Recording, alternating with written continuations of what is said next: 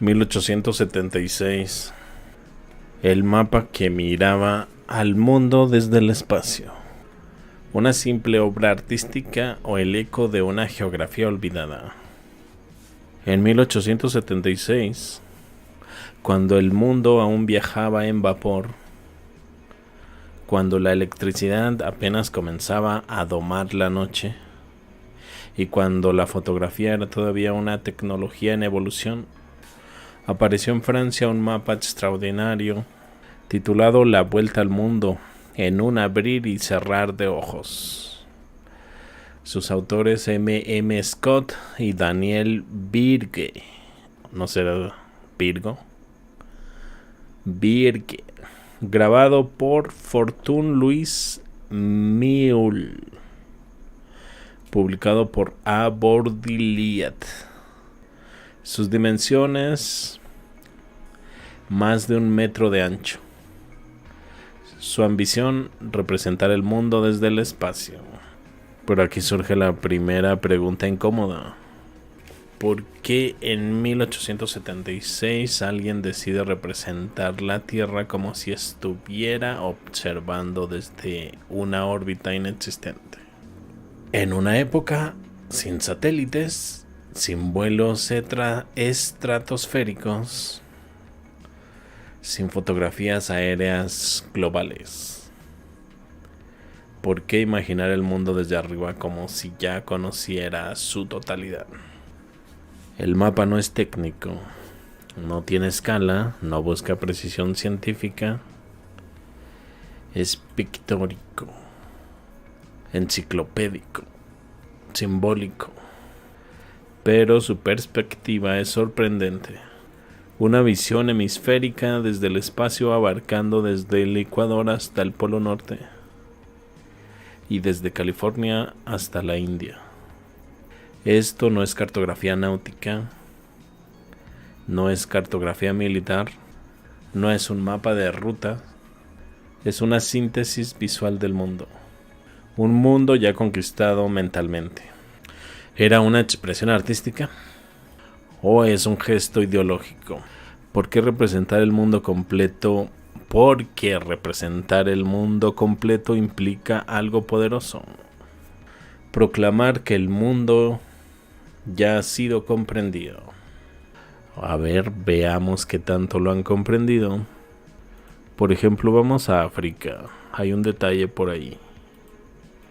Que ya ahí estamos.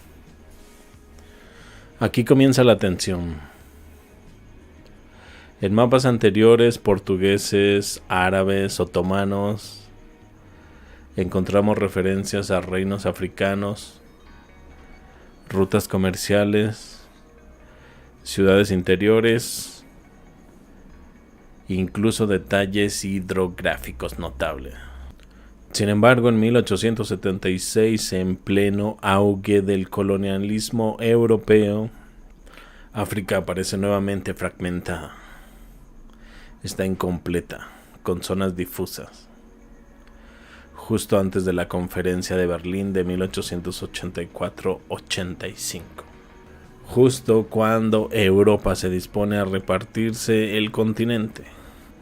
La narrativa oficial dice: el interior africano aún no había sido explorado completamente.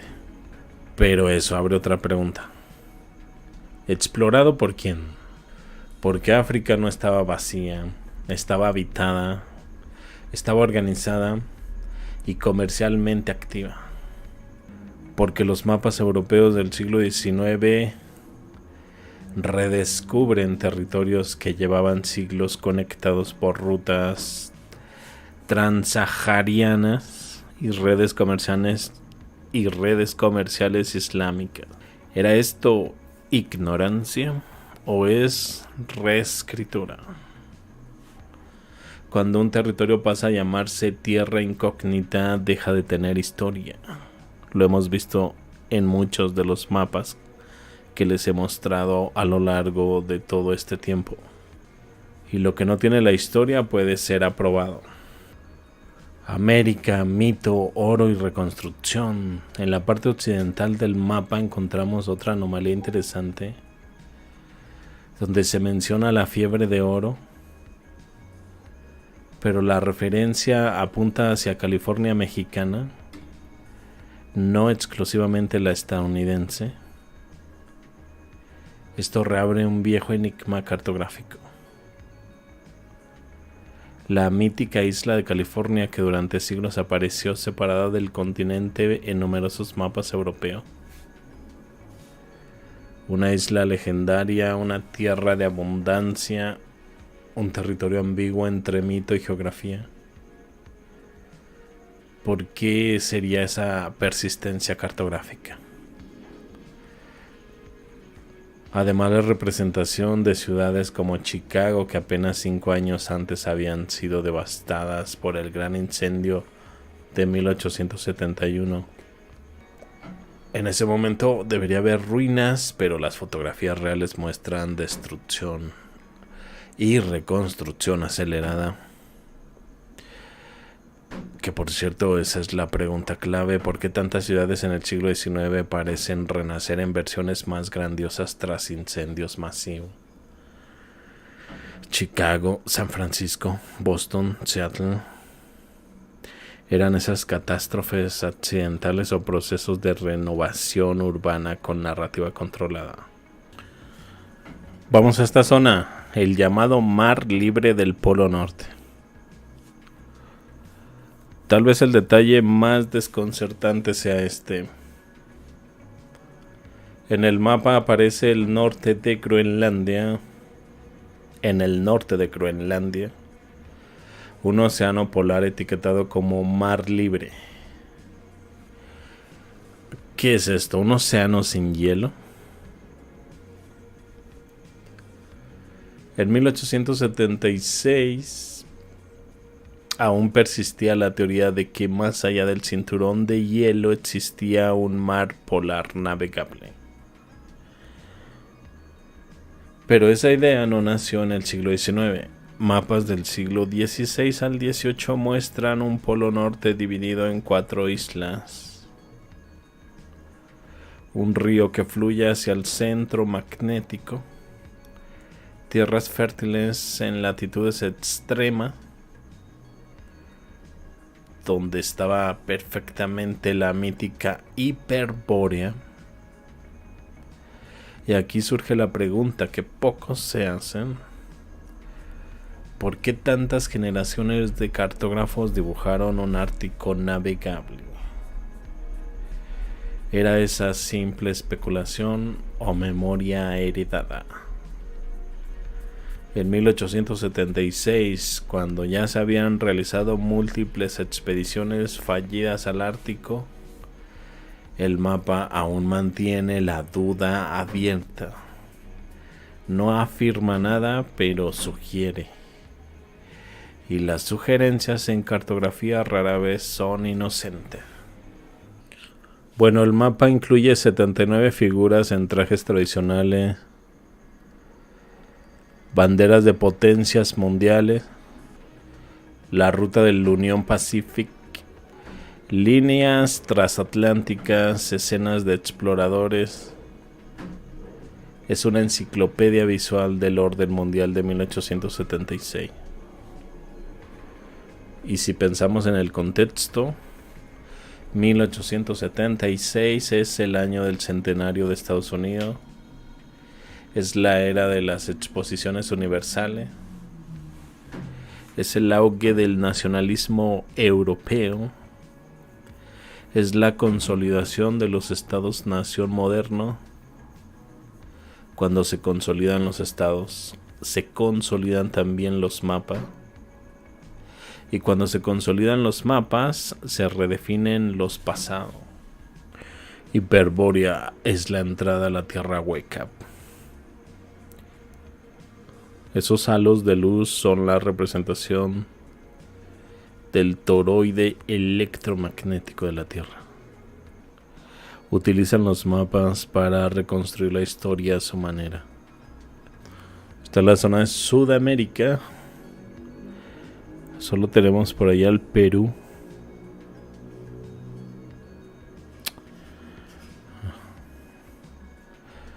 Colombia, Venezuela. No veo Colombia. ¿Y por qué la bandera se parece a la de Chile? Las Guyana. Y Brasil. Mira, unas trompetas como las que usaban los tibetanos. Según se supone, son tradiciones de Turkmenistán. Hoy en día no he visto. Bueno, no me ha tocado ver algún video que señale esa tradición en ese país. Que por cierto, ese penacho se parece mucho a los de Norteamérica, las tribus apaches, Sioux, comanches, cherokee, etcétera. Solo que esa es gente de prácticamente cercana al mar Caspio, en la Tartaria independiente. Que por cierto, ese hombre con cuernos, si mal no recuerdo, viene del Amazonas. Europa, España, Francia, Suiza, Holanda. La bandera de Gran Bretaña más parece la de Estados Unidos. Dinamarca. Esa bandera roja no alcanzo a distinguir qué. Pero debería ser Alemania. Imperio Otomano, esa bandera roja ahí en los Balcanes, creo. Y la Rusia, ahí ocupando casi los territorios de Ucrania y Polonia. Está muy dentro. Mira, la zona de Irán. Taris, ¿qué dice? Tapiz, algo así. No sé. En Turquía.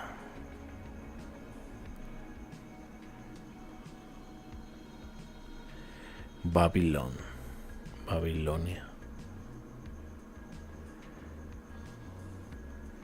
Nínive. Teherán. ¿Esto dónde es? Moscú. Ahí está Moscú. Entonces es Rusia. Tártaros basquires. Ahí al norte del Caspio.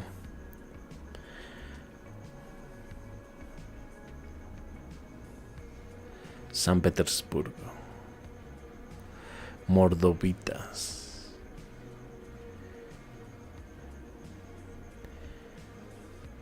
Teremiso, algo así. Finlandia.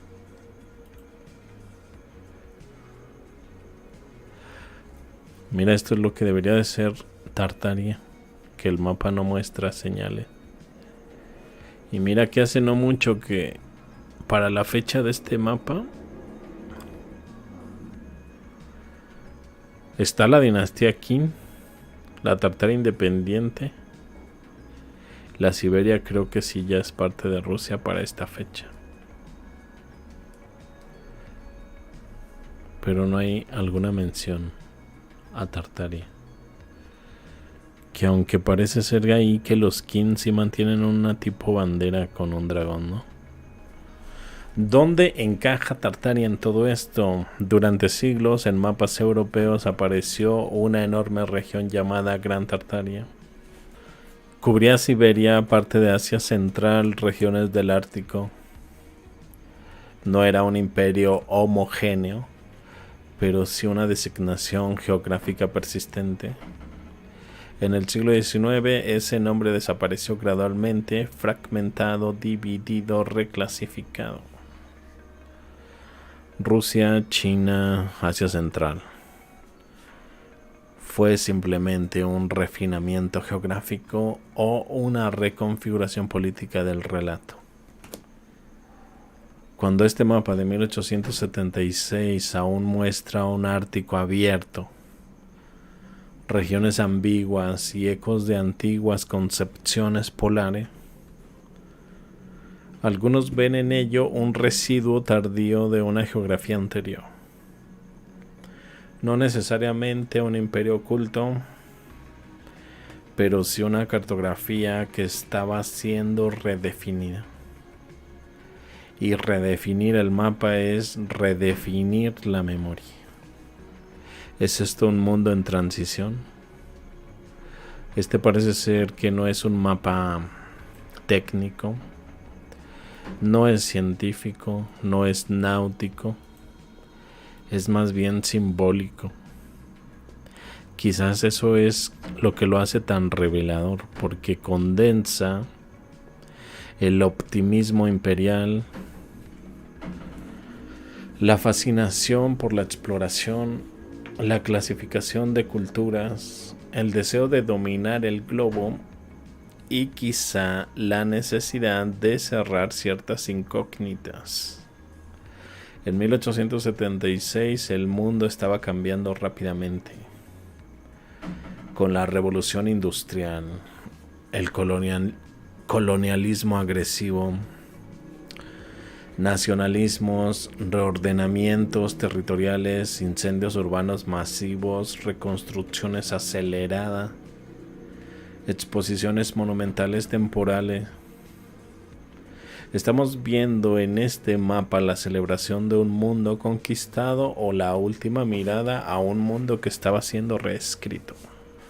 La gran pregunta, tal vez el mapa no sea prueba de nada extraordinario. Tal vez sea solo una obra artística fascinante, pero también podría ser algo más profundo. Un documento de transición, un instante en el que aún convivían viejas teorías polares, territorios ambiguos, imperios en redefinición, narrativas coloniales emergentes y la necesidad de presentar el mundo como ya comprendido. Porque cuando el mundo se muestra de un vistazo, se elimina el misterio. Y cuando se elimina el misterio, se controla el relato. ¿Qué nos dice realmente este mapa? ¿Es simplemente arte enciclopédico? ¿Es propaganda imperial? ¿Es un reflejo de la mentalidad europea del siglo XIX? ¿O es un eco tardío de conocimientos y narrativas que estaban siendo sistemáticamente reorganizadas? Tal vez la clave no esté en lo que el mapa muestra, sino en lo que está dejando de mostrar. Porque la cartografía no solo dibuja territorio, la cartografía dibuja poder, dibuja memoria, dibuja identidad y a veces también dibuja el olvido. Hay algo aquí que no encaja con la versión oficial. Ahora imagina que todo esto no fue un error histórico, sino algo deliberadamente ocultado. Lo que acabas de ver tiene implicaciones que casi nadie quiere explorar. No te vayas ahora, lo que sigue es clave.